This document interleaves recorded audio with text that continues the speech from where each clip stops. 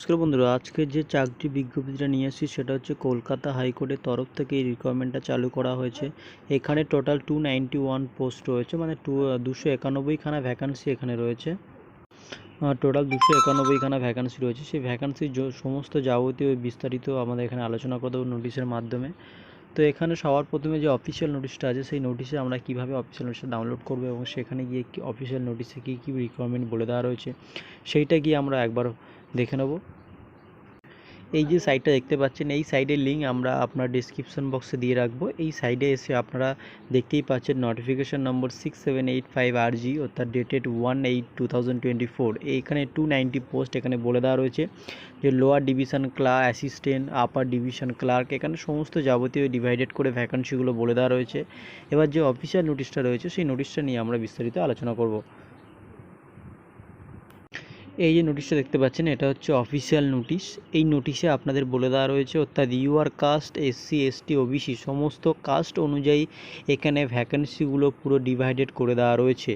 এখানে দেখুন আনরিজার্ভ কাস্টের জন্য আপনার বলে দিয়েছে 10 থেকে আপনার 4টে, 14টা এবং টোটাল এক্সিস্টিং 51।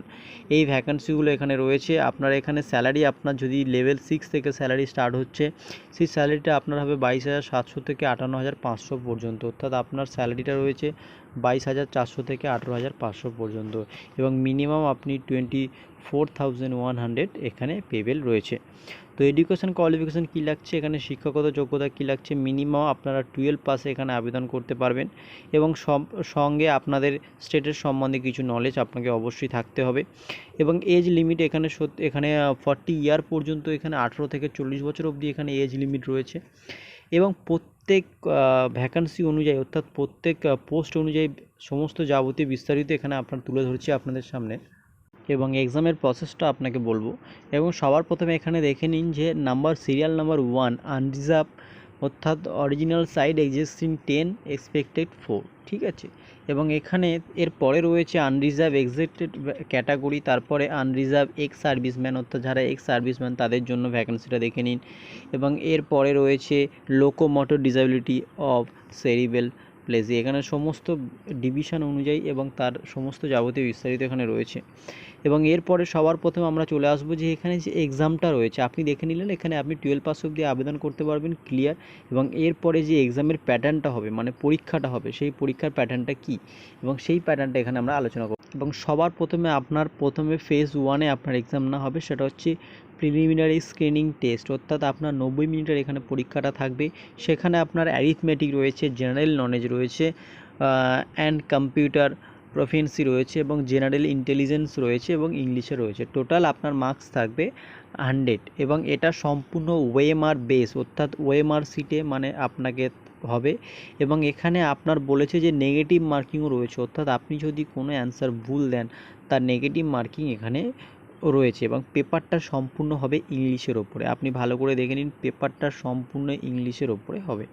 এবং এরপরে যে আলোচনা করব সেটা হচ্ছে প্রথম মেথডটা আপনি বুঝতে পারলেন, এখানে আপনাকে এক্সাম দিতে হবে 100 মার্কের ওপরে, এবং এক্সামটা হবে 90 মিনিটের মধ্যে। এবং এই সাবজেক্টগুলো আপনাকে দিয়ে দেওয়া রয়েছে, এই সাবজেক্টে আপনি একটু গ্রোথ করে নেবেন।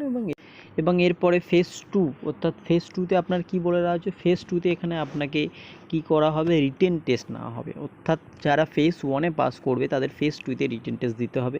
এবং তারপরে এখানে আপনার সবার লাস্ট রয়েছে ভাইভা, অর্থাৎ আপনাকে মৌখিক যে জিজ্ঞাসাবাদ যে যার উপরে মার্কস থাকে সেটা আপনারা জানেন, এবং ভাইভা হবে। এবং এরপরে আপনি অ্যাপয়েন্টমেন্ট লেটার পাবেন, পোস্টিং পাবেন, এখানে আপনার বলে দেওয়া রয়েছে।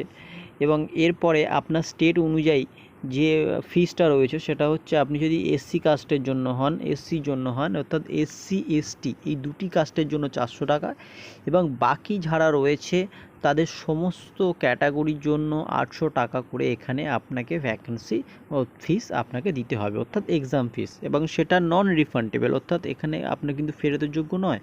এবং এরপরে আপনার যে এক্সামিনেশান সেন্টারগুলো পড়বে, অর্থাৎ আপনি যে এক্সামিনেশান সেন্টারগুলোর মধ্যে আপনি পরীক্ষা দেবেন, সেটা হচ্ছে যে জোন 1, অর্থাৎ সাউথ বেঙ্গল, যারা সাউথ বেঙ্গলের মধ্যে যে জোনগুলো রয়েছে সেটা হচ্ছে কলকাতা, হাওড়া সদর, ঠিক আছে, এরপরে বর্ধমান সদর, মিদনাপুর রয়েছে, ঠিক আছে, এবং এরপরে জোন 2 অর্থাৎ যারা নর্থ বেঙ্গলে রয়েছে তাদের জন্য শিলিগুড়ি রয়েছে, জলপাইগুড়ি রয়েছে, কলকাতা রয়েছে। এবং এরপরে যে এক্সামটা আপনার, অর্থাৎ এই এক্সামটা শুরু হবে আপনার 12টা থেকে 1:30টা পর্যন্ত, ঠিক আছে, ফেজ 1 এক্সাম। এবং এরপরে আপনি admit card will be send by post, অর্থাৎ পোস্টের মাধ্যমে এখানে অ্যাপ্লিকেশন আপনাকে দিয়ে দেওয়া হবে, অর্থাৎ আপনাকে অ্যাডমিট কার্ড দিয়ে দেওয়া হবে।